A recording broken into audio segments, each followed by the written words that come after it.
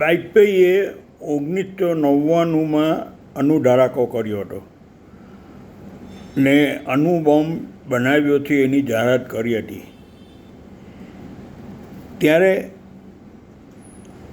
13 દિવસ પછી એટલે અણુબોમ્બની 13મી મે પાકિસ્તાને પણ અણુબોમ્બનો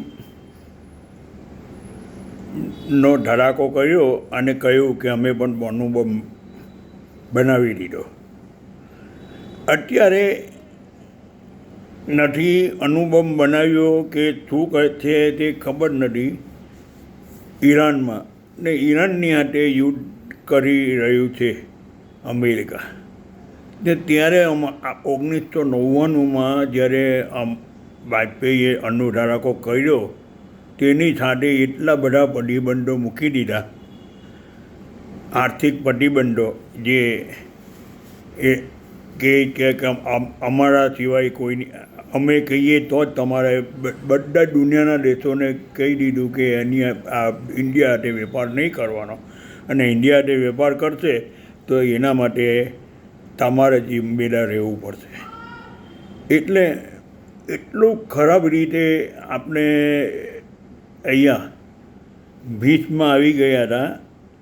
તે છતાં પણ વાજપેયીની કૂટનીતિ કે ઉन्होंने સ્પષ્ટ કરી દીધું કે નો ફર્સ્ટ યુઝ, યાની અમે પહેલાં આનો ઉપયોગ કરીશું નહીં. કોઈ અમારી પર અણુબોમ્બનો ઉપયોગ કરશે તો અમે એના માટે જવાબ આપીશું.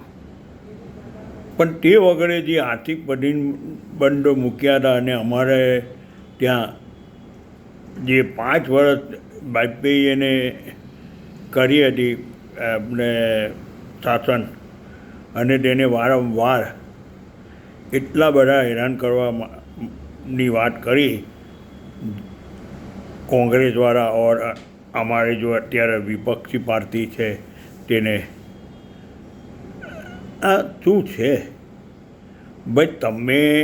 તમે